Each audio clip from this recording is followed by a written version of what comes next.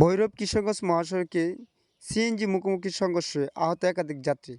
কিশোরগঞ্জের কঠিয়াদি দক্ষিণ মধ্যপাড়া এলাকা আজ শুক্রবার আনুমানিক ৭টার দিকে দুটি সিএনজি মুখোমুখি সংঘর্ষে নারী শিশুসহ একাধিক যাত্রী আহত হয়েছে। আহতদের মধ্যে কয়েকজনের অবস্থা গুরুতর হওয়া হাসপাতালে ভর্তি করার উদ্দেশ্যে অপর একটি সিএনজি করে হাসপাতালে পাঠানো হয়েছে। স্থানীয় সূত্র ও প্রত্যক্ষদর্শীদের কাছ থেকে জানা যায়, কিশোরগঞ্জ থেকে আসা একটি সিএনজির সঙ্গে কঠিয়াদি থেকে আসা অপর একটি সিএনজির সরাসরি সংঘর্ষ হয়। সংঘর্ষের শব্দে এতটাই তীব্র ছিল, আশেপাশের লোকজন জড়ো হয়ে ঘটনাস্থলে এসে উদ্ধার কাজ শুরু করেন। এ সময় সড়কের উভয় পাশে যান চলাচলে সাময়িক বিঘ্ন ঘটে। কঠিয়াদি থেকে আসা সিএনজিতে একজন মহিলা, একটি শিশু এবং আরও কয়েকজন যাত্রী ছিলেন। আহতদের মধ্যে 2 জন যাত্রী পবিত্র জুম্মার নামাজ আদায়ের উদ্দেশ্যে পাগলা মসজিদে যাচ্ছিলেন।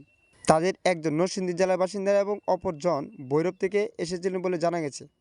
তাদের শারীরিক অবস্থা তুলনামূলকভাবে ভালো হলেও সিএনজির চালক ও ওই মহিলাসহ কয়েকজন যাত্রীর অবস্থা আশঙ্কাজনক হওয়ায় দ্রুত চিকিৎসার জন্য হাসপাতালে পাঠানো হয়।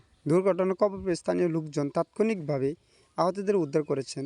এ সময় মানবিকতার এক উজ্জ্বল দৃষ্টান্ত স্থাপন করেছেন এলাকাবাসী।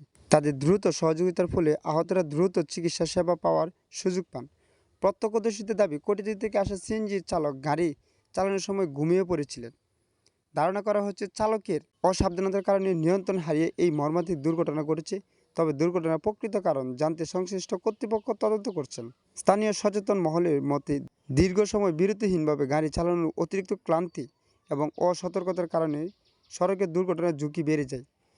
তাই চালকের পর্যাপ্ত বিশ্রাম নিশ্চিত করা এবং সড়ক নিরাপদ বিধি মেনে চলা অত্যন্ত জরুরি।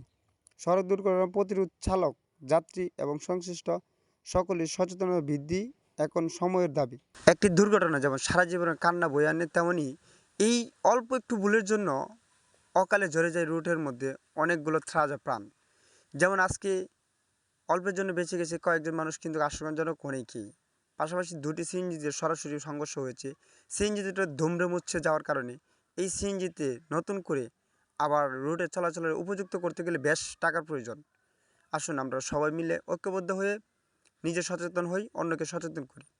আর রোডের মধ্যে গাড়ি চালাতে গেলে সচেতনতার সহিত গাড়ি চালানো অত্যন্ত জরুরি।